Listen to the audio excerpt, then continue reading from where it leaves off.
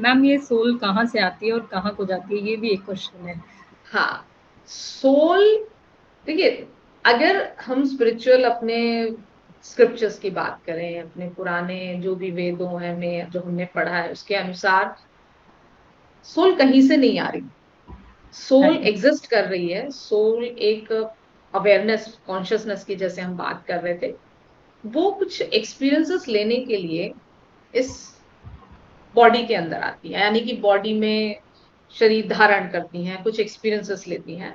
जब बॉडी खत्म हो जाती है, एंड हो जाती है, तो बॉडी का अंत होता है, सोल कहीं नहीं है, सोल का अंत नहीं होगा। सोल तो इन्फिनिटी, हम जब सिंबल दिखाते हैं तो इन्फिनिटी है, मतलब यूं कहो कि, और जाति कहाँ है, अगर ये पार्ट कहें तो हम यूं कह सकते हैं कि एक यूनिवर्सल कॉन्शियसनेस का ही पार्ट है, और एक यूनिवर्सल कॉन्शियसनेस के अंदर ही हमें जाकर के खत्म हो जाना है या विलीन हो जाना है, इस बात को यूं कह सकते हैं।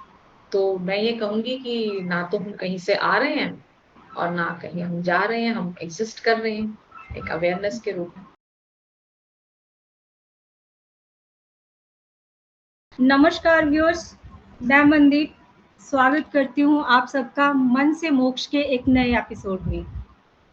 आज हम बात करेंगे आत्मा के रहस्य के बारे में। अरे आत्मा के बारे में सुन के कहीं मन में बॉलीवुड की वो जो एक एक रिप्रेजेंट करते हैं हम आत्मा को कि एक औरत है, वो हाथ में लालटेन लेके जा रही है, जहाँ हाथ में मोमबत्ती पकड़ के जा रही है, आवाजें लगा रही है, कहीं वो ख्याल तो नहीं आ गया? नहीं, हम उस सोल के बारे में बात नहीं करेंगे। हम बात करेंगे हमारे लास्ट एपिसोड में अध्यात्म में जो हम एक ने एक आइडेंटिटी के बारे में बात करा था कि हम ना तो नाम है, ना ही हम शरीर है, और ना ही हम किसी के साथ रिश्ते में बंधे हुए हैं। तो जो उसमें मैं की बात करी गई थी, क्या वो सोल है? तो हम बात करेंगे आज इसके बारे में, सोल के बारे में, कि सोल एग्जैक्टली है क्या, हमारे सोल कॉन्ट्रैक्ट्स क्या होते हैं, सोल की अवेकनिंग क्या होती है। उसके लिए जो आज हमारे साथ गेस्ट जुड़े हुए हैं, वो मेरे लिए बहुत स्पेशल हैं, क्योंकि वो मेरे टीचर हैं। मैम के पास 25 इयर्स का टीचिंग एक्सपीरियंस है। मैम माइंड वेलनेस कोच हैं, रेकी हीलर हैं और आकाशिक रिकॉर्ड हीलर हैं। मैं चाहती हूँ कि मैम के बारे में मैं जितना भी बताऊँ वो उतना कम होगा। मैम प्लीज़ अपने बारे में हमारे व्यूअर्स को कुछ बताइए कि हम एपिसोड शुरू करने से पहले मैं आपकी इंट्रोडक्शन एक बार हो जाए तो वो ज़्यादा सही रहेगा। Thank you Mandeep. First of all thank you for inviting me on your show. मन से मोक्ष नाम ही बहुत खूबसूरत है, थैंक यू मैम। और आपने जो कहा वो काफी है मेरे बारे में। बीइंग एन एजुकेटर, मैं अभी as a trainer mind wellness coach काम कर रही हूँ, और एक आकाशिक लीडर के साथ साथ हीलर भी हूँ।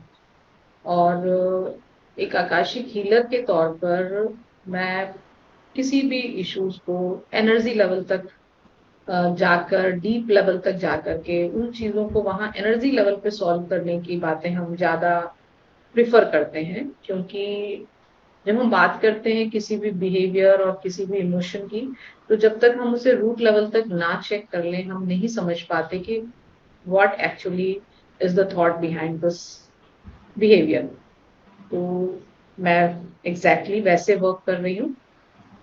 आपने बहुत बड़ी बात कही कि सोल और आत्मा के बीच में ये जो क्लैरिटी है बहुत जरूरी है। तो आज ऑब्वियसली हम इस टॉपिक पर बात करेंगे। तो thank you once again for inviting me. आप बहुत अच्छा वर्क कर रहे हो। Thank you ma'am. Ma'am question शुरू करते हैं। मेरा पहला क्वेश्चन आपसे यही रहेगा कि हमारा शरीर बदलता रहता है, हमारी सोच भी बदलती रहती है, तो हमारे अंदर ऐसा क्या है जो हमें मैं होने का एहसास दिलाता है? क्या हमारी वही सोल होती है? देखिए, मेरे लिए सोल एक अवेयरनेस है। हमारा शरीर बदल रहा है, हमारे थॉट्स और इमोशंस के पीछे जो कुछ है वो हमारी अवेयरनेस है। शरीर बदल जाता है, हमारी सोच भी बदल जाती है, प्रायोरिटीज भी बदलती हैं समय के साथ, रिश्ते भी बदलते हैं, पहचान भी बदलती है, आइडेंटिटी भी हम नई ले लेते हैं। तो सोल को हम किसी एक धार्मिक कॉन्सेप्ट की तरह नहीं देखना है, इसे हमें अपनी इनर कॉन्शियसनेस की तरह समझना है। तो इसको जिस तरह से हम विजुअलाइज करते हैं, और क्योंकि ऑब्वियसली विजुअल सिंपल बनाने के लिए किए जाते हैं, तो मूवीज में इसको एक डिफरेंट वे में इंटरप्रेट किया जाता है। मैम ये सोल कहाँ से आती है और कहाँ को जाती है, ये भी एक क्वेश्चन है।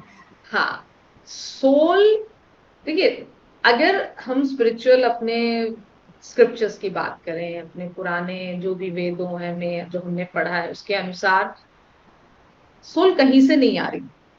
Soul right. एग्जिस्ट कर रही है। सोल एक अवेयरनेस, कॉन्शियसनेस की जैसे हम बात कर रहे थे, वो कुछ एक्सपीरियंसेस लेने के लिए इस बॉडी के अंदर आती है, यानी कि बॉडी में शरीर धारण करती हैं, कुछ एक्सपीरियंसेस लेती हैं। जब बॉडी खत्म हो जाती है, एंड हो जाती है, तो बॉडी का अंत होता है, सोल कहीं नहीं है, सोल का अंत नहीं होगा। सोल तो इन्फिनिटी, हम जब सिंबल दिखाते हैं तो इन्फिनिटी है, मतलब यूं कहो कि, और जाति कहाँ है, अगर ये पार्ट कहें तो हम यूं कह सकते हैं कि एक यूनिवर्सल कॉन्शियसनेस का ही पार्ट है, और एक यूनिवर्सल कॉन्शियसनेस के अंदर ही हमें जा करके खत्म हो जाना है, या विलीन हो जाना है, इस बात को यूं कह सकते हैं। तो मैं ये कहूंगी कि ना तो हम कहीं से आ रहे हैं, और ना कहीं हम जा रहे हैं, हम एग्जिस्ट कर रहे हैं एक अवेयरनेस के रूप में। मैम क्या हमारा जो धरती पे हमने जीवन डिसाइड किया होता है, ये सिर्फ एक सोल ने सब कुछ पहले से डिसाइड करके रखा होता है कि वो कौन से पेरेंट्स को चूज करेगी, कौन सी उसको फैमिली में जाना है, कौन से एक्सपीरियंसेस को उसको वहाँ अर्थ स्कूल में जाके लेना है, इस चीज में कितनी सच्चाई है?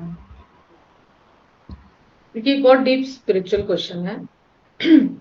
कुछ स्पिरिचुअल फिलॉसफीज ये मानती हैं कि सोल कुछ एक्सपीरियंसेस चुनकर आती है, ठीक है, लेकिन इसको मैं एक रिजिड डेस्टिनी की तरह नहीं देखती, ठीक है। कुछ परिस्थितियां हमारे अंदर, हमारे कंट्रोल में नहीं होती हैं एग्जैक्टली, तो लेकिन मेन जो मैटर करता है, हम बात करते हैं इस पृथ्वी पर थ्री डायमेंशनल अपनी जो लाइफ में हम रह रहे हैं, जिस वर्ल्ड में हम रह रहे हैं, इसमें हमें फोकस करना है कि इन सिचुएशंस में हम किस तरह से रिस्पॉन्ड कर रहे हैं, ठीक है। तो ये स्पिरिचुअल ट्रेडिशंस का मैं बता रही हूँ कि मान्यता है कि हम पहले से डिसाइड करते हैं कि हमें कौन से एक्सपीरियंसेस लेने हैं यहाँ आकर, और राइट। ये एक्सपीरियंसेस हमें किसके साथ बेटर में। तो राइट, हम सही कह सकते हैं कि हम पहले डिसाइड करके आते हैं उन सिचुएशंस को, अपने पेरेंट्स को, अपने रिलेटिव्स को, अपने फ्रेंड्स को। तो इसको एक बिलीफ की तरह के रूप में हम देख सकते हैं, लेकिन एक प्रूवन फैक्ट के रूप में नहीं। राइट। जब हम हीलिंग करते हैं, बहुत सारे पास्ट लाइफ रिग्रेशंस हैं, आकाशिक रीडिंग्स में हमने जब इस टाइप के जो केसेस देखे हैं, तो व्हाट वी हैव ऑब्जर्व कि जो चाइल्डहुड के जो हमारे एक्सपीरियंसेस हैं, और हमारे जो बिलीव्स हैं, और ये बहुत इम्पैक्ट करते हैं हमारी लाइफ को, मतलब किस तरह से अपने रिलेशंस को इम्पैक्ट करेंगे, हमारी सोच को किस तरह से इम्पैक्ट करेंगे। इसलिए सही है कि सोल अपनी परिस्थितियों को चुन रही है, अपने परिवार को, अपनी सिचुएशंस को, लेकिन इनके साथ एक बहुत पावरफुल थॉट पीछे है, और वो थॉट है कि हम उन परिस्थितियों में क्या डिसीजन लेंगे, ये एंटायरली हमारे ऊपर है। राइट। मैम जैसे अभी आपने बात करी कि हम मतलब कहीं न कहीं सोल चीज़ें डिसाइड करके आती हैं, तो मैम कई लोगों की लाइफ में हमेशा पेन ही रहता है, पूरी लाइफ वो स्ट्रगल करते रहते हैं। आखिर सोल ऐसा जीवन चुनती क्यों है? मनदीप, एक बात सुनी है कि ग्रोथ के लिए आपको अपने कंफर्ट जोन से बाहर आना पड़ता है। जी मैम। राइट। तो मैं ये कह सकती हूँ कि इस पेन को, लेकिन मैं पेन को ग्लोरीफाई नहीं कर रही, ठीक है। तो अगर ये कहूँ कि नहीं, तुम्हारी सफरिंग तुम्हारी सोल ने चुनी है, तो इसको तो हम बहुत ही सिंपल वे में इंटरप्रिटेशन कर रहे हैं। राइट। सेंसिटिव, इनसेंसिटिव हो जाएंगे हम अगर ये किसी को कहेंगे कि नहीं नहीं, तुम्हारे साथ सही हो रहा है ना, तुम परेशान हो बिकॉज तुमने ये सब चीजें खुद डिसाइड की हैं। तो हम सफरिंग को जस्टिफाई नहीं करते हीलिंग में, ठीक है। हीलिंग एक्चुअली एक सपोर्ट सिस्टम है जिसके अंदर आप अपनी अंदर की स्ट्रेंथ को, अपनी अंदर की अवेयरनेस को, अपनी अंदर की विजडम को वापस पाते हैं। तो मेरे लिए जो सफरिंग्स हैं या चैलेंजेस हैं वो एक आईना है समझने का कि what exactly we need to learn. हमें इस दर्द में, क्या हम इस दर्द में इस कहानी के अंदर हिस्सा बन जाएं या अपनी आइडेंटिटी को वापस पाएं। तो दिस इज द डिफरेंस। तो हम किसी भी चैलेंज को ग्लोरीफाई ना करें, इनसेंसिटिव ना बने उनके लिए, लेकिन उसके लिए सिर्फ एक अवेयरनेस डेवलप करें कि what exactly is this pain trying to tell us. तो मैम हम ये इस बात को मान सकते हैं कि हमारी लाइफ में चाहे कितनी भी बड़ी से बड़ी परेशानियां हो, कहीं ना कहीं वो हमारी सोल ग्रोथ का एक हिस्सा हो सकती हैं। हो सकती हैं, लेकिन हर प्रॉब्लम को स्पिरिचुअल लेसन कहकर डिसमिस भी नहीं कर सकते हैं। ओके। ठीक है। कभी हमें प्रैक्टिकल एक्शन चाहिए होते हैं, कभी हमें इमोशनल हीलिंग चाहिए होती है, कभी हमें प्रोफेशनल हेल्प भी चाहिए होती है। लेकिन जब भी हम कभी किसी डिफिकल्ट एक्सपीरियंस से गुजरते हैं और जब उस एक्सपीरियंसेस के बाद जब खुद को बहुत ज्यादा डीपली अंडरस्टैंड करने लगते हैं, हम बाउंड्रीज बनाना सीख लेते हैं, फॉरगिव करना सीख लेते हैं, है ना, और अपने पैटर्न्स को समझने लग जाते हैं, तो वो एक्सपीरियंस हमारी ग्रोथ का हिस्सा बन जाता है। लेकिन अगर वो एक्सपीरियंस हमें कुछ नहीं सिखा रहे हैं तो फिर वो ग्रोथ नहीं है। राइट। मैम अक्सर ये बात करी जाती होती है कि कुछ लोग हमारी लाइफ में हमें प्यार देने के लिए आते हैं और कुछ लोग लेसन सिखाने के लिए आते हैं। इस बात में कितनी सच्चाई है मैम? इस तरह से देखना कि कुछ रिश्ते हमें प्यार सिखा रहे हैं, कुछ रिश्ते हमें समझा रहे हैं या पेन भी दे रहे हैं, तो काफी मीनिंगफुल हो सकता है अगर इस चीज को हम समझे तो, कि कुछ ऐसे रिश्ते हैं जो हमें बाउंड्री सिखा रहे हैं, राइट। कुछ ऐसे भी रिश्ते हैं जो हमारी वीकनेस के बारे में हमें बता रहे हैं, कुछ ऐसे भी रिश्ते हैं जो हमें खुद को खोकर किसी को प्यार इतना नहीं करना है ये भी बता रहे हैं। तो हर रिलेशनशिप जो है कुछ ना कुछ हमें सिखाती है, लेकिन क्योंकि बहुत सारे ऐसे केसेस है ना, रिलेशनशिप वाले केसेस बहुत आते हैं, तो व्हाट आई सजेस्ट कि हर रिलेशनशिप जो है उसका, मैं रिश्तों की बात कर रही हूँ, पार्टनर्स की बात कर रही हूँ, तो एक आउटकम लोग सोचते हैं कि उसका मैरिज या लाइफ लॉन्ग कंपेनियनशिप है। लेकिन काफी बार कुछ रिश्ते जो हैं अलग होना भी बहुत बेटर होता है। यानी कि हमें जो है सेपरेशन करना भी बहुत जरूरी हो जाता है, कि उनसे दूर जा करके भी हम बहुत कुछ सीख जाते हैं। तो जरूरी नहीं होता कि हम रिश्ते में बंद करके ही उसको अपना फेट समझ करके उसको निभाते रहें, ये भी जरूरी है। मैम रिश्तों के बारे में जब भी बात होती है तो ऐसा कहा जाता है कि कुछ रिश्ते हैं वो सोल लेवल पर भी हो सकते हैं। कुछ लोग होते हैं ना कि हमें पहली बार में मिलते हैं, हमें लगता है कि मैं इसको पहले से जानता हूँ या जानती हूँ। ये इन चीज़ों में कितनी सच्चाई हो सकती है मैम? सोल कनेक्शंस की बहुत बातें होती हैं, और आप उसको पास्ट लाइफ कनेक्शंस के रूप में भी इंटरप्रेट कर सकते हैं। लेकिन जब तक उनके लिए बात की वैल्यू नहीं है, जो लोग पास्ट लाइफ में बिलीव नहीं करते हैं, ठीक है। लेकिन फिर भी मैं बहुत सारे केसेस करने के बाद भी एक ही चीज कहूंगी कि ये एक पॉसिबिलिटी की तरह देखिए। अगर आपको लगता है कि कोई आपको बहुत पसंद है तो इसको पॉसिबिलिटी की तरह देखिए, इसको एब्सोल्यूट ट्रुथ की तरह नहीं। ठीक है। काफी बार क्या होता है कि हमारा जो सबकॉन्शियस पैटर्न है उसमें भी कुछ ऐसे हमारे एक्सपीरियंसेस होते हैं जिससे आपको लगता है कि कोई पर्सन आपसे मिला और वो फेमिलियर है। तो it is not always necessary कि आप जिससे मिले उसका आपका पास्ट का कनेक्शन है। तो इसको इस तरह से इंटरप्रेट नहीं करें तो ज्यादा बेटर होगा। मैम कहते होते हैं कि सोल एक ही होती है। क्या हर व्यक्ति के पास एक ही सोल होती है या वो सोल अलग-अलग सत्रों में से गुज़रती रहती है? सोल को अगर हम देखें तो हम सोल कैरी तो अगर कर रहे हैं तो एक ही सोल है।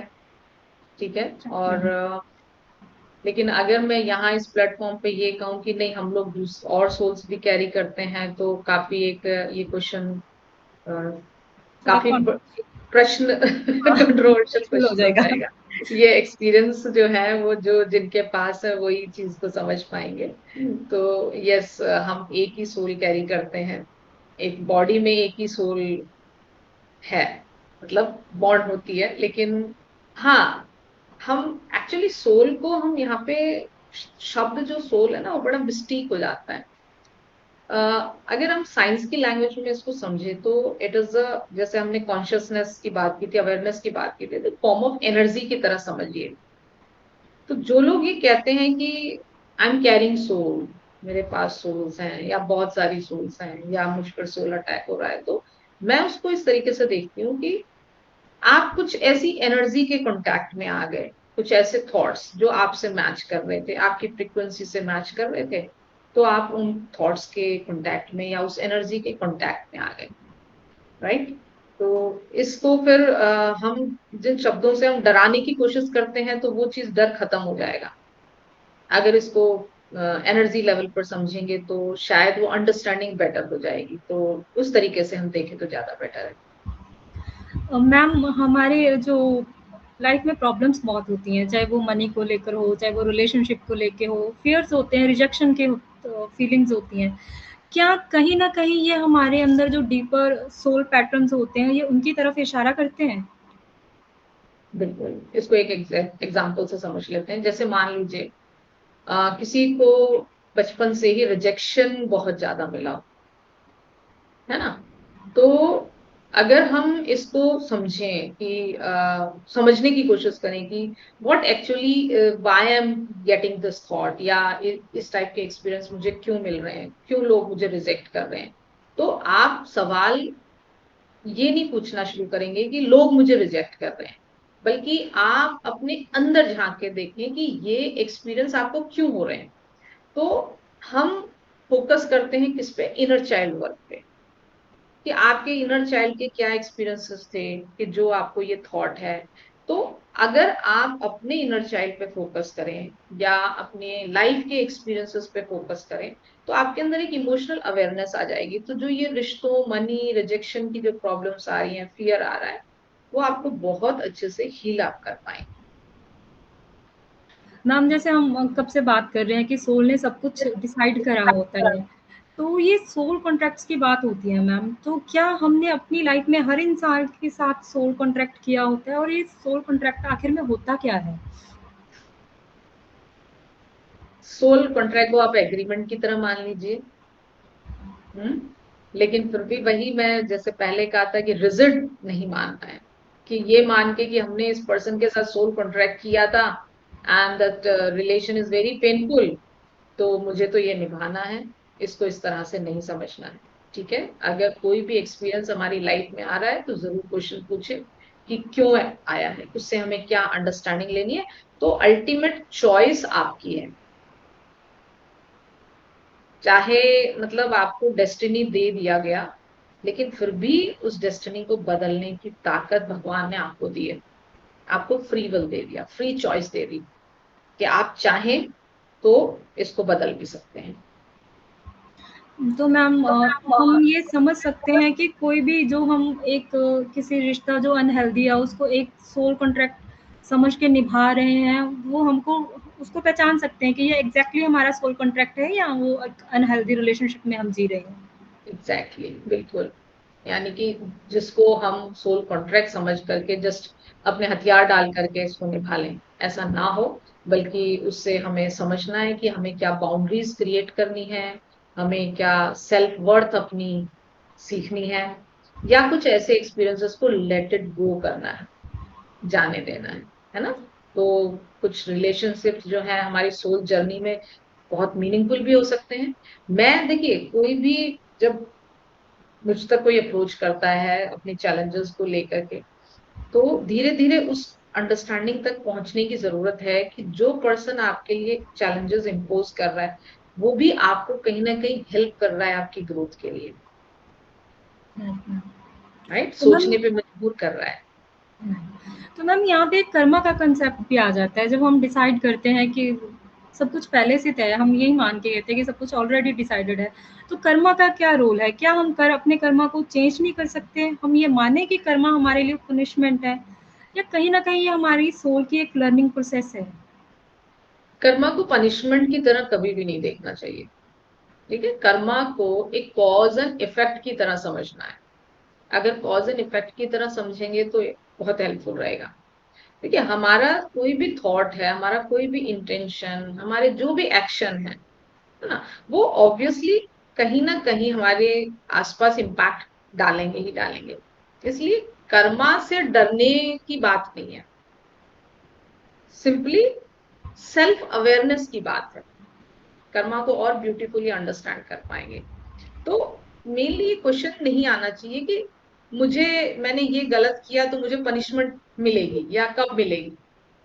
ठीक है, आपने आज ये सोचना है कि मेरे इन एक्शन से व्हाट आई एम क्रिएटिंग, क्या बदल रहा है, मैं क्या बदल पा रहा हूँ, इजंट इट? तो कर्मा एक पनिशमेंट की तरह नहीं लगेगा, कॉज एंड इफेक्ट की तरह समझ लीजिए। मैम, हमने जब बात हो रही तो फ्री विल के बारे में भी बात करी थी, तो हम डेस्टिनी और फ्री विल में से किसको ज़्यादा पावरफुल मान सकते हैं?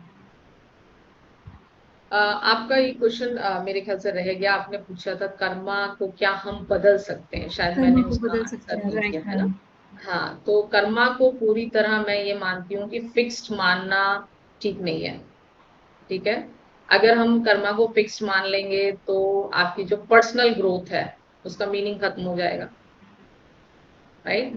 तो हमें अवेयरनेस के साथ, अपनी कॉन्शियस चॉइसेस के साथ और हीलिंग के माध्यम से आप अपनी बहुत सारी सिचुएशंस को बदल सकते हैं। और ये फैक्ट है कि हम पास्ट नहीं बदल सकते, लेकिन पास्ट के प्रति अपना रिस्पॉन्स बदल सकते हैं। और जब आप रिस्पॉन्स बदल लेंगे, यानी कि पास्ट के इम्पैक्ट को रिड्यूस कर देंगे, तो आज के टाइम पीरियड पे आप जो चॉइसेस लेंगे लाइफ के प्रति, उनमें बदलाव आना शुरू हो जाएगा। तो दैट इज मेन इंपॉर्टेंट। अब आपकी क्वेश्चन है डेस्टिनी और फ्री विल पे आते हैं। जी मैम। देखिए, डेस्टिनी और फ्री विल दोनों ही, मतलब मैं इक्वल लेवल पे मानती हूँ। कुछ परिस्थितियां हमारे कंट्रोल में नहीं है। राइट? राइट जहां कहाँ हम जन्म ले रहे हैं, हालांकि हम बात सोल कॉन्ट्रैक्ट की कर रहे थे, लेकिन अगर हम प्रेजेंट मोमेंट पे इस लाइफ पर अपनी बात करेंगे तो मैं उसको यही मानूंगी कि भाई ये परिस्थितियां मेरे कंट्रोल में नहीं थी, कि मैं कहाँ जन्म लूंगी और who will be my parents और कौन मेरे आसपास होगा। लेकिन उन परिस्थितियों में मैं क्या चूज कर रही हूँ, ये ज्यादा इंपॉर्टेंट है। तो डेस्टिनी और फ्री विल दोनों ही इंपॉर्टेंट है। मैम, अब बात करते हैं कि जैसे किसी का हार्ट ब्रेक हुआ हो, तो क्या वो हार्ट ब्रेक एक इमोशनल पेन होता है जो हमारे माइंड में होता है, या कहीं ना कहीं वो हमें सोल लेवल पे भी इम्पैक्ट करता है पेन? देखिए, जब दिल टूटता है तो मेंटली हम डिस्टर्ब तो होते हैं, नॉर्मल सी ह्यूमन फीलिंग है ना। और इसका इम्पैक्ट ऑब्वियसली हमारे इमोशन पे, हमारे बिहेवियर पे भी पड़ेगा और हमारे शरीर पे भी पड़ता है काफी बार। तो स्पिरिचुअल पर्सपेक्टिव से आप इसको सोल वुंड कह सकते हैं। राइट? तो कुछ एक्सपीरियंसेस हमारे अंदर इतनी गहरी छाप छोड़ जाते हैं कि बहुत सालों बाद भी एक डर जो है ना, वो हमारे सोल के थॉट्स में या सोल इम्प्रिंट के फॉर्म में रह जाता है, जो हमारे बिलीफ सिस्टम का हिस्सा बन जाता है। लेकिन इस बात से डरना नहीं है। The moment you are aware कि ये मेरा बिलीफ कहाँ से डेवलप हुआ, तो हम उस बिलीफ को हील कर सकते हैं। उस मेमोरी को नहीं मिटा सकते, क्योंकि अभी हमने पहले क्वेश्चन में बात की थी, पास्ट को हम नहीं बदल सकते, राइट। लेकिन हम उसको हील करके अपने इमोशनल चेंज ला सकते हैं, अपने अंदर धीरे धीरे उसको रिलीज करके अपने अंदर बदलाव लेकर आ सकते मैम, अभी हम हार्ट ब्रेक की बात कर रहे थे, तो जैसे चाइल्डहुड के वूंड्स होते हैं, हमारी लाइफ में विथड्रॉल्स होते हैं, क्या ये हमारी सोल की जर्नी को इफेक्ट करते हैं? हैं। बिल्कुल करते हैं। मतलब आप मान के चलो मंदीप कि मैं जितने केसेस लेती हूँ उसमें 70 to 80% चाइल्डहुड के जो गुण्स हैं उनकी बात हम कर रहे हैं, इनर चाइल्ड के केसेस आते हैं। तो इट्स कंप्लीटली, क्योंकि चाइल्डहुड हमारा ऐसा फेज है जिसमें हमारी पूरी लाइफ की जो जर्नी है उसका ब्लूप्रिंट तैयार हो रहा है। इनफैक्ट अगर मैं चाइल्डहुड की नहीं, आप जन्म से मतलब the moment the child comes in the mother's womb, गर्भ की बात हम कर रहे हैं, है ना। तो जब से लेकर के और 7 साल या 10 साल आप लोग कहें, उनको हम एक चाइल्डहुड का पार्ट मानते हैं। तो वो एक कंप्लीट आपका ब्लूप्रिंट बन रहा है आपकी पर्सनालिटी का।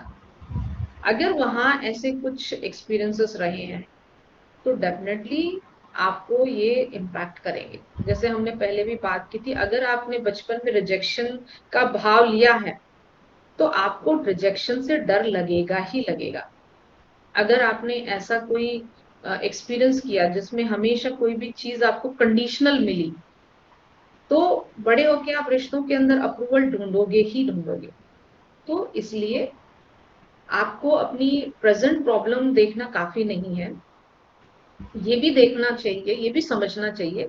हम सब बैठ करके इस प्रैक्टिस को कर सकते हैं, इट्स नॉट दैट डिफिकल्ट, कि ये जो बिहेवियर मेरा है, ये पैटर्न हम कहाँ से लेकर आ रहे हैं, क्यों हम इस तरह से सोच रहे हैं। तो इस तरह से अगर हम करेंगे तो काफी हद तक अपनी अंडरस्टैंडिंग को डेवलप कर सकते हैं, अपने इम्पैक्ट, अपने जो बिहेवियर है उसको बदलाव भी ला सकते हैं बिहेवियर में। मैम, तो हम ऐसा कह सकते हैं कि कोई इंसान जो दिखने में बिल्कुल हमें नॉर्मल लग रहा हो, कहीं न कहीं उसकी सोल है जो अंदर से हीलिंग माँग रही होती है, तो वो पैटर्न्स को रिपीट करके। बिल्कुल। काफी बार लोग जो है एक मुखौटा लेकर के बाहर रहते हैं, अलग मुखौटा जिसको आप सोशल मास्क कह सकते हो। बहुत सक्सेसफुल पर्सन जो बाहर से बहुत सक्सेसफुल हो, मुस्कुराता हुआ दिखा, हो सकता है अंदर से बहुत लोनली फील करता हो, उसमें कहीं ना कहीं इमोशनल एग्जॉशन महसूस करता हो। तो आप कह सकते हो कि हर मुस्कुराता हुआ चेहरा जो है वो इमोशनली हील्ड है, ऐसा पॉसिबल नहीं है। मैम, कई बार होता है कि कोई इंसान हमें बहुत प्यारा होता है, उस वो इंसान जब हमारी लाइफ से चला जाता है, क्या उसके जाने के बाद हमारी सोल जर्नी का एंड हो जाता है?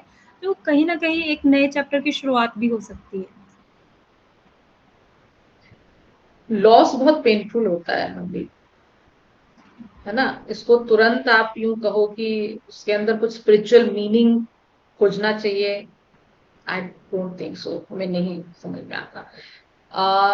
हमारे इमोशंस को देखो, हमें टाइम देना चाहिए, मैं उनको फील करने के लिए, मतलब वी नीड टू रिगार्ड, हमें जो फीलिंग्स आ रही हैं उसका रिगार्ड करना बहुत जरूरी है, राइट। समय के साथ वो जो पेन है वो धीरे धीरे हीलिंग के साथ भी खत्म होता है, तो हम फिर पहचानने लगते हैं कि अपनी आइडेंटिटी में थोड़े से बदलाव आते हैं, रिस्पॉन्सिबिलिटीज बढ़ जाती हैं। जैसे अगर मान लीजिए कोई व्यक्ति हमारी जिंदगी से चला गया, तो इन द बिगनिंग ऑब्वियसली लगेगा कि सब कुछ खत्म हो गया, लेकिन समय के साथ क्या होगा कि हम एक नई रिस्पॉन्सिबिलिटी, अगर वाइफ मतलब मान लीजिए मदर अकेली है बच्चों के साथ, तो उस एक नई रिस्पॉन्सिबिलिटी ले लेगी, isn't it? तो उसकी लाइफ का एक नया चैप्टर शुरू हो जाएगा। तो किसी के जाने से आपकी आइडेंटिटी खत्म हो गई ये मानना ठीक नहीं होगा। अ, मैं ये मानती हूँ कि एक नया चैप्टर शुरू करके आप एक नई किताब भी लिख सकते हैं, राइट राइट। मैम। मैम, क्या हम ये बात मान सकते हैं कि अगर हमें एक ही पेन बार-बार मिल रहा हो, तो वो हमारी सोल हमें कुछ समझाने की कोशिश कर रही है थ्रू उस पेन? बिल्कुल, क्वाइट पॉसिबल। अगर आप बार बार उसी पैटर्न में आ रहे हैं, बार बार उसी पेन को फील कर रहे हैं, तो डेफिनेटली कहीं ना कहीं कुछ ऐसा दबा हुआ है, कुछ ऐसा हमारे थॉट पैटर्न्स हैं जिनको हमें समझने की जरूरत है। और हमारी जो सोल कहें, हम उसको अपनी अवेयरनेस कहें, कॉन्शियसनेस कहें, वो हमें उस चीज के ऊपर फोकस करने के लिए बार बार प्रेरित कर रही है कि समझने की कोशिश करो why you are in this pattern.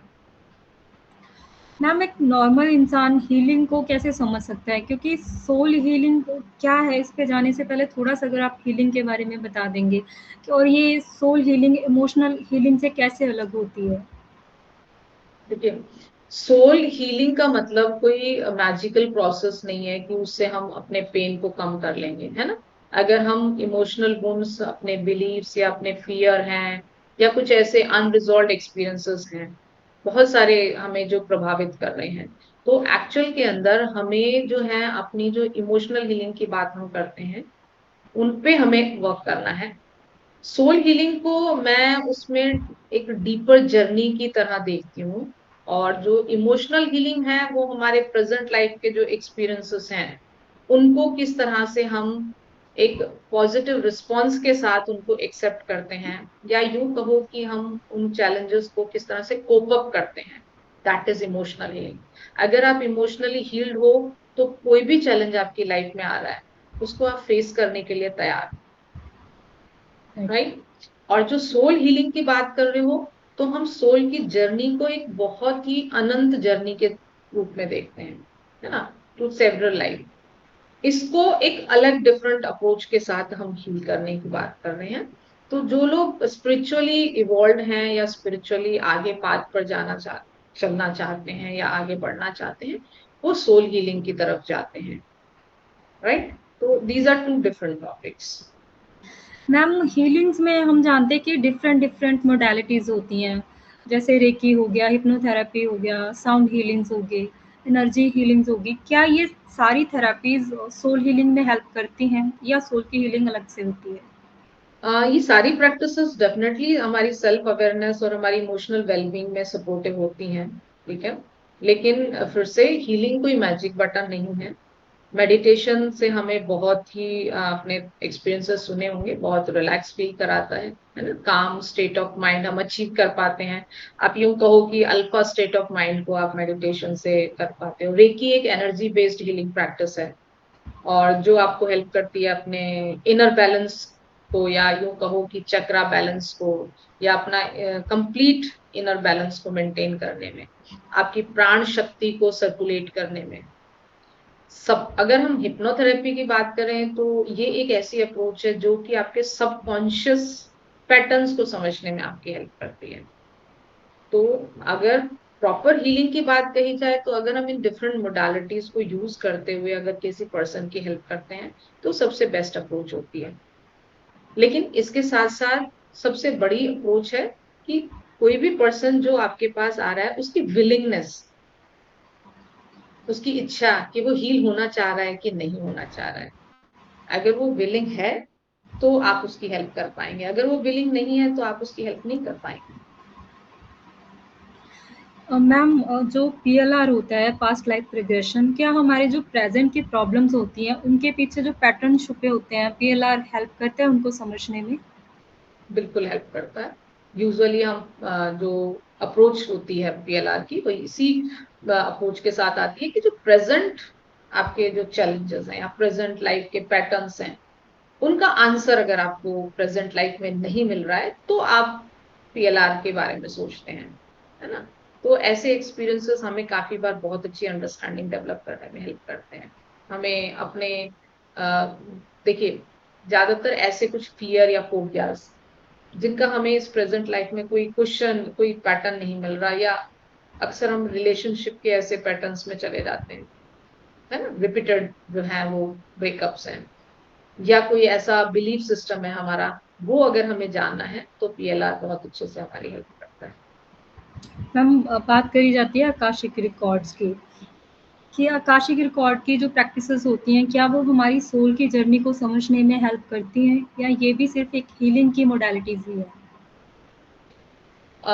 देखिए, मैं तो आकाशिक रिकॉर्ड्स को प्रैक्टिस, हीलिंग को प्रैक्टिस कर रही हूँ, बीइंग अ रीडर और हीलर भी हूँ। तो मैं तो इसको एक साइंटिफिक अप्रोच की तरह लेती हूँ कि हम जो भी बात कर रहे हैं, है ना, थॉट, हमारे इवेंट्स या कोई भी घटना घटी हमारी लाइफ के अंदर, और उसका एक कहीं ना कहीं एनर्जी इम्प्रिंट क्रिएट हो गया। जैसे हम एक गूगल ड्राइव की बात कर रहे हैं, तो how much knowledge it is carrying, कितना डेटा स्टोर है।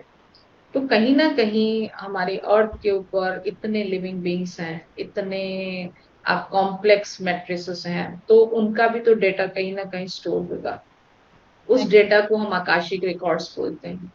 तो जब आपके पास कोई और टेक्निक नहीं होती किसी और को हील करने की, काफी बार ऐसा होता है कि पर्सन आपको face to face 1 to 1 session ले ही नहीं सकता, है ना।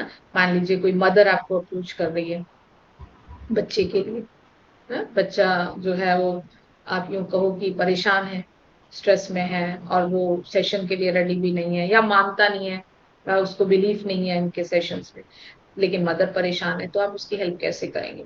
तो आकाशिक हीलिंग जो है वो सबसे बेस्ट अप्रोच की तरह काम करती है, जिसमें आप उसके पैटर्न्स को समझने में और वहाँ एनर्जेटिक लेवल पर उसको हील करने में हील कर सकते हैं और उसकी मदद कर सकते हैं। मैम, तो हम ये कह सकते हैं कि जितनी भी मोडालिटीज़ हैं ये सारी, इन पे तो अलग-अलग आप एक नया-नया एपिसोड बना सकते हो, क्योंकि ये बहुत वास्ट है। इनको सिंगल वर्ड्स में हम एक्सप्लेन नहीं कर सकते इनको। नहीं पॉसिबल।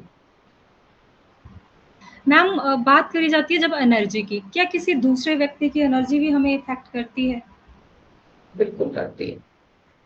तो एनर्जी अगर कैसे काम बिल्कुल करती है मैम? बिल्कुल बिल्कुल एक्चुअली देखिए कैसे वर्क करती है, अगर हम इसकी बात करें तो मैं ये मानती हूँ कि हम, नॉट मानना, एक कॉन्सेप्ट है कि हम हर पर्सन जो है एक अपना एक इलेक्ट्रोमैग्नेटिक फील्ड कैरी करता है अपने साथ, जिसको आप ऑरा बॉडी कहते हैं, है ना। राइट। अगर आप मेंटली एग्जॉस्टेड है तो उसका इम्पैक्ट आपकी ऑरा पर पड़ रहा है। अगर आप हैप्पी हैं तो आपकी ऑरा एक डिफरेंट, मतलब आप डिफरेंट कलर में होगी।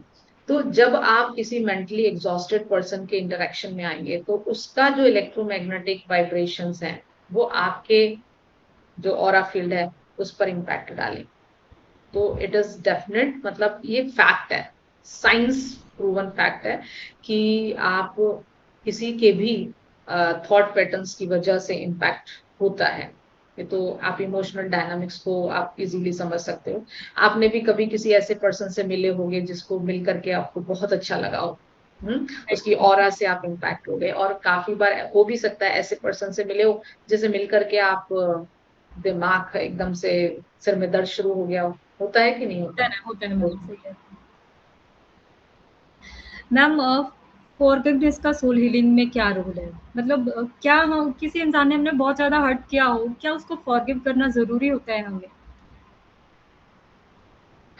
अगर आप किसी को कहेंगे ना कि उसने आपको हर्ट किया है आप उसको फॉरगिव कर दो, तो पहली बार में तो वो आपसे ही नाराज हो जाएगा कि how right. It is possible, उसने मुझे इतना परेशान कर रखा है। लेकिन मैं फॉरगिवनेस को ना एक डिफरेंट वे में आपको समझाने की कोशिश करती हूँ कि फॉरगिवनेस का मतलब उस पर्सन को माफ करना नहीं है। फॉरगिवनेस का मतलब ये है कि आपको आगे बढ़ना है। अगर आप उसको माफ करके आगे नहीं बढ़ेंगे तो आप उसी थॉट में वहीं के वहीं स्टक रहेंगे। तो अगर आप स्टक रहना चाहते हैं तो फॉरगिव ना करें, और अगर आप आगे बढ़ना चाहते हैं, उसको लेट इट गो करना चाहते हैं और अपनी इनर फ्रीडम को पाना चाहते हैं, तो फॉरगिव करिए और आगे बढ़ जाइए। तो तो मतलब, फॉरगिवनेस उसके लिए नहीं है, हाँ, फॉरगिवनेस अपने लिए है। मतलब किसी को फॉरगिव करके हमने खुद को आज़ाद करना है। खुद को आजाद कर लिया। That's right. it.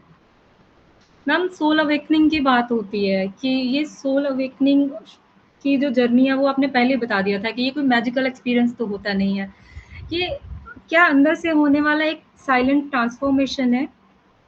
किसी व्यक्ति की सोल अवेकनिंग शुरू कब होती है? उसको कैसे समझ में आता है कि मेरी सोल अवेकनिंग की प्रोसेस पे जा रही है? ये टर्म आपने बहुत अच्छा यूज किया मनदीप, साइलेंट इनर ट्रांसफॉर्मेशन, है ना। देखिए एक समय ऐसा आता है जब हमें ये महसूस होने लगता है कि हम आज तक जो जीवन जी रहे थे, हम्म शायद वो रियलिटी है ही नहीं। Right ma'am. और आप क्वेश्चन पूछना शुरू कर देते हैं कि मैं कौन हूँ, जी मैम। और ये सब मैं क्यों कर रही हूँ, मुझे वास्तव में क्या करना चाहिए, या मैं बार बार वही एक्सपीरियंसेस क्यों अट्रैक्ट कर रही हूँ। और धीरे धीरे वो क्या होता है कि हमारा जो फोकस है ना, वो बाहर के इवेंट की बजाय हमें अंदर की ओर बुलाना शुरू कर देता है। हम अंदर झांकना शुरू कर देते हैं अपने अंदर। और मेरे लिए यही अवेकनिंग की शुरुआत है। तो राइट मैम। जिस समय आप अपने इस बारे में पूछना शुरू कर दें ना कि why why we are here, क्यों है हम, हमारा क्या पर्पस है इस पृथ्वी पर, तो समझ लीजिए सोल अवेकनिंग की शुरुआत हो गई। राइट। मैम कई बार ऐसा भी होता है क्या, जब हमारी सोल अवेकनिंग की जर्नी चल रही होती है तो हमारे पुराने रिश्ते होते हैं, दोस्त होते हैं, हमारा किसी चीज़ों में मन नहीं लगता है, कई बार ऐसा लगने लग जाता है कि लाइफ और ज़्यादा डिफिकल्ट हो गई है, ऐसी सिचुएशंस हमारे साथ होती है, इन चीज़ों में कितनी सच्चाई है मैम? देखिए, आ, होता है काफी बार। कई बार क्या होता है कि जब आप ये समझने लगते हैं कि जो आप एक्सपीरियंस कर रहे हैं वो सब रियलिटी नहीं है, तो ऑब्वियस है कि थोड़ा सा आप डिफरेंस बना लेते हैं, उनसे अलग हो जाते हैं। लेकिन अवेकनिंग में फर्क ये है कि हमारा जो अंदर का जो पर्सपेक्टिव है ना वो बदलने लगता है। हम लोगों से नफरत करने के बजाय हम समझने लग जाते हैं, और इस तरीके से उसको समझते हैं कि हर पर्सन की जर्नी अलग है राइट। ना। और हर पर्सन को उसको एक्सेप्ट करना शुरू कर देते हैं। हम किसी को बदलने की कोशिश नहीं कर रहे, हम एक्सेप्टेंस मोड में आ जाते हैं। तो कहीं ना कहीं शुरुआत में हो सकता है स्पिरिचुअल अवेकनिंग आपको लगे कि मुझे अलगाव दे रही है, लेकिन बाद में और बहुत खूबसूरत एक्सपीरियंस भी होते हैं। इस तरह से ऐसे होते हैं कि आप स्टेज पर एक चल रहा है नाटक, और आप ऑडियंस में बैठे देख रहे हैं, वो भी एक्सपीरियंसेस होने शुरू हो जाते हैं। मैम अभी जब भी आपने बात करी स्पिरिचुअल एक्सपीरियंस की, क्या ऐसा हो सकता है कि वो हमारे जो स्पिरिचुअल अनुभव होते हैं कई बार हम उनको भी गलत समझ लेते हैं? हाँ, होता है। काफी बार ऐसा होता है कि हम शुरुआत में लगता है नहीं समझ में आती चीजें कि ये एक्चुअली हमारा हेलुसिनेशन तो नहीं है। और वास्तव में ये एक्सपीरियंसेस हो रहे हैं या कुछ गलत हो रहे हैं। और काफी बार तो आप ऐसे एक्सपीरियंसेस को किसी और के साथ शेयर करने में भी डरने लग जाते हो कि लोग मुझे जो है वो सही समझेंगे या गलत समझेंगे, या मेरे दिमाग का वहम बता देंगे। तो ऐसे एक्सपीरियंसेस होते हैं। लेकिन एक बहुत खूबसूरत चीज है कि अभी हम जिस टाइम पीरियड पर हैं, उस टाइम पीरियड में आपके पास जो सोशल मीडिया का प्लेटफॉर्म है, वहां आप अपने लाइक माइंडेड पीपल को ढूंढ सकते हैं। अपने जैसे लोगों को, अपने जैसी कम्युनिटीज को ढूंढ सकते हैं और उनसे कनेक्ट हो सकते हैं, और अपने एक्सपीरियंसेस को आप शेयर कर पाते हैं। राइट। तो आप फील नहीं होगा कि आप अकेले हैं, आपके जैसे बहुत हैं। मैम कई बार ऐसा होता है कि हम मिररिंग की बात करते हैं कि जो दूसरे लोगों में हम चीज़ें ढूँढते रहते हैं, कहीं न कहीं वो हमारी सोल हमें खुद तक वापस लेके आने की कोशिश कर रही होती है, उन पैटर्न को शो करके। बिल्कुल सही कह रहे हो आप। हम एक्चुअल के अंदर अगर हम देखना समझना शुरू करें तो मिररिंग वही है कि हम अपना रिफ्लेक्शन देखें। अगर हमें लगता है कि हम उंगली कर रहे हैं किसी के ऊपर कि इसके अंदर ये कमी है, ये कमी है, और इसको अगर समझें तो अगर आपको वो पर्सन समझ में आ रहा है, दिख रहा है, तो कहीं ना कहीं वो आपसे ही उस थॉट, वो आपसे ही कनेक्टेड है। तो अगर इस चीज को समझ लिया तो बदलाव भी बहुत जल्दी आना शुरू हो जाएगा। मैम क्या ऐसा हो सकता है कि कभी-कभी हम जिस चीज़ में अपना लॉस समझते हैं, वो हमारी सोल के लिए लिबरेशन हो का पीरियड हो सकता है? बिल्कुल हो सकता है। लॉस के समय ये समझना बहुत मुश्किल हो जाता है ना। हाँ मैम, वो जब चीज़ें बाद कोई में समझ आती है, जब कोई आफ्टर रिश्ता सम खत्म टाइम। होता है, कोई व्यक्ति चला जाता है, या मान के चलो कोई अपॉर्चुनिटी आपके हाथ से निकल गई, तो हमें स्टार्टिंग में तो सिर्फ लॉस दिखाई देगा, लेकिन उसके बाद उस पर्सपेक्टिव को समझने में समय लगता है। ठीक है। फिर बाद में हमें समझ में आता है कि हम जिस चीज को पकड़ के बैठे हुए थे वो हमारी ग्रोथ को रोक रही थी। इसलिए हर लॉस तुरंत मैं कहूँ लिबरेशन नहीं हो सकता, लेकिन कभी कभी लेटिंग लेटिंग गो, जाने दो, इस चीज को हम अगर अपने जीवन का हिस्सा बना लें तो शायद हम और बेटर वे में जीवन के लिए तैयार हो जाएं। हम बात करते हैं एक इमोशन की जिसका नाम है प्यार। वो ऐसा इमोशन है कि उसके बारे में हमेशा बात होती रहती है। क्या मैम प्यार किसी दूसरे व्यक्ति को पाने का नाम है या वो सोल ने एक रास्ता अपनाया हुआ है खुद को पहचानने का? देखिए, अगर आप मेरे थॉट्स की बात करें तो मेरे लिए प्यार सिर्फ किसी को पाने का नाम नहीं है। जी मैम। प्यार हमें बहुत कुछ सिखाता है। दिखाता है, सिखाता है। कुछ ऐसे रिश्ते हैं जिसमें आप इनसिक्योरिटीज दिखाई देती हैं, है ना? काफी बार हमें अटैचमेंट्स दिखाई देते हैं, काफी बार हम एक्सपेक्टेशंस देखते हैं, है ना? और काफी बार ऐसा होता है कि हम रिसीव करते हैं प्यार को और प्यार को देते हैं, ठीक है। लेकिन अगर आप हेल्दी प्यार की बात करें, हेल्दी लव की बात करें, तो उसमें हम खुद को जानने लग जाते हैं। तो अच्छा। शायद लव जो है वो एक सबसे सुंदर, मैं कहूँ, स्पिरिचुअल क्वालिटी है, क्योंकि हम जब हीलिंग करते हैं तो मैंने ये देखा है कि हर एक इमोशन, हर एक ट्रॉमा, अगर आपको उसको रिलीज करना है तो उसको प्यार से ही रिलीज किया जा सकता है। उस प्यार की अनकंडीशनल लव से ही आप उसको हील कर पाते हैं। तो प्यार जो है किसी को पाने का जरिया नहीं है। आप प्यार को एक अपनी स्पिरिचुअल जो है वो क्वालिटी की तरह समझना शुरू करो। एक हेल्दी लव को समझने की कोशिश करो, जिसमें आप खुद भी ग्रो कर रहे हो और दूसरे को भी ग्रो करा रहे हो, इवॉल्व हो रहे हो। मैम, अगर बात हमने शुरू से एक बात करी थी कि सोल है वो अमर है। अब जैसे बात करते हैं कि शरीर भी मर जाता है, हमारे रिश्ते भी बदल जाते हैं। तो ऐसा क्या है जो पीछे छूट जाता है जिसको हमारी सोल अपने साथ लेकर जाती है? क्या सोल कुछ साथ लेकर भी जाती है क्या? नहीं। बिल्कुल लेकर जाती है मनदीप। अगर ये क्यों कह पा रही हूँ, क्योंकि जब आप बिलीव करते हैं कि सोल अमर है तो ऑब्वियसली आप पुनर्जन्म में बिलीव करना शुरू कर देते हैं। और जब आप बात करते हैं पास्ट लाइफ की, तो ऑब्वियसली जो प्रेजेंट लाइफ के अगर पैटर्न्स को ढूंढ रहे हैं तो पास्ट के एक्सपीरियंसेस को देख रहे हैं। तो ये हमेशा कितना आपने अर्निंग की, ये चीज थॉट कभी भी नहीं जाएगा। आपने कितनी प्रॉपर्टी बना ली, ये थॉट नहीं जाएगा। Right ma'am. ठीक है। आप जो कैरी करेंगे वो आपके एक्सपीरियंसेस, आपने क्या सीखा, वो एक्सपीरियंस आप लेकर के जाएंगे। बट काफी बार क्या हुआ है कि एक बहुत स्ट्रॉन्ग डिजायर वो भी आप कैरी करते हैं। कोई पेन है, कोई डिजायर है, तो भी आप उसको नेक्स्ट लाइफ के अंदर कैरी करते हैं। तो मेन जो है आपके एक्सपीरियंसेस जो है वो कैरी करके जाते हैं। अगर आपने इस लाइफ में एक एक्सपीरियंस जिसके लिए आप आए थे और मान लीजिए उसमें बदलाव नहीं लाए, या आपने वो एक्सपीरियंस नहीं किया, तो हो सकता है सोल को दोबारा जन्म लेना पड़े उसी एक्सपीरियंस को लेने के लिए दोबारा से। और इस जीवन में किसी खास पर्पस के लिए आई है, तो हम कैसे पहचान सकते हैं कि हम अपनी सोल पर्पस पे चल रहे हैं या जो सोसाइटी ने हमारे लिए एक क्राइटेरिया सेट करा हुआ है हम उसी पे चल रहे हैं? इसका आंसर बहुत सिंपल है।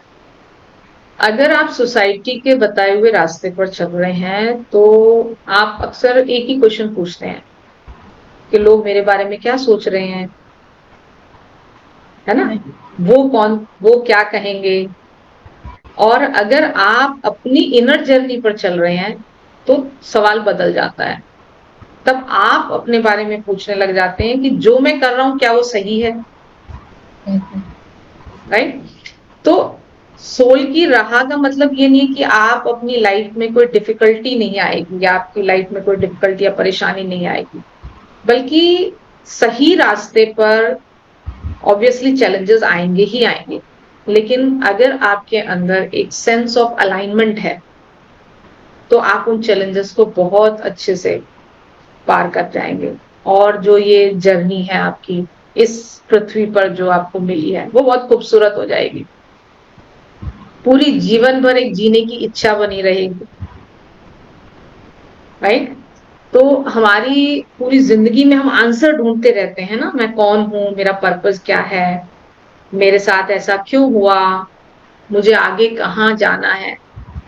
लेकिन शायद अगर सोल हमें आंसर्स देने से पहले अगर एक सवाल पूछेगी तो क्या पूछेगी? द क्वेश्चन विल बी कि क्या तुम अपने आप को सुन पा रहे हो? क्योंकि हो सकता है कि हम जिसको बाहर ढूंढ रहे हैं ना, वो कहीं हमारे अंदर ही है, हमारा इनर सेल्फ। Right ma'am. तो आज मैं आपके पॉडकास्ट के माध्यम से आपके व्यूवर्स को ना एक प्रश्न दे करके इस पॉडकास्ट को मैं कहूंगी एंड करना। तो मैं चाहूंगी कि आपके जो व्यूवर्स हैं, जो भी इस पॉडकास्ट को देखें, वो अपने से एक सवाल पूछें, एक्चुअली अपनी सोच से एक सवाल पूछें, एक प्रैक्टिस करें। और क्या सवाल पूछना है कि सामने आपकी जो सोल बैठी हुई है, मान लीजिए आपकी सोल आपके सामने बैठी हुई है, तो उससे आप क्या पूछेंगे? That is the question. तो उसको थैंक यू ट्राई मैम, करिए। आपने बहुत अच्छा क्वेश्चन दिया है। मैं व्यूअर्स से रिक्वेस्ट करूंगी कि प्लीज़ आप इसका आंसर कमेंट सेक्शन में ज़रूर देके जाइएगा। और मैम आपका बहुत-बहुत धन्यवाद, मतलब इतना पेशेंसली आपने आंसर्स दिए हैं सभी क्वेश्चंस के, इतने प्यार से समझाया है, उसके लिए आपका थैंक यू। मैं व्यूअर्स व्यूअर्स को बोलूँगी कि आप अगर ये वीडियो आपको अच्छा लगा हो तो प्लीज़ इस वीडियो को ज़्यादा से ज़्यादा लोगों तक शेयर करना, ताकि ये अवेयरनेस ज़्यादा से ज़्यादा लोगों तक पहुँचे। और वीडियो को लाइक भी करना और चैनल को सब्सक्राइब भी करके जाना। अगर आप मैम से जुड़ना चाहते हो तो मैम की जितनी भी कॉन्टैक्ट की डिटेल्स है ना, वो हम अपने डिस्क्रिप्शन बॉक्स में डालेंगे। आप हमारे थ्रू भी मैम से जुड़ सकते हो, आप हमें मैसेज ड्रॉप कर देना, तब भी हम मैम की कॉन्टैक्ट की डिटेल्स है वो सारी आपको प्रोवाइड कर देंगे। वंस अगेन आप सबका चैनल पे बने रहने के लिए thanks for watching. Thank you ma'am once again आपका। Thank you Mandeep, thank you.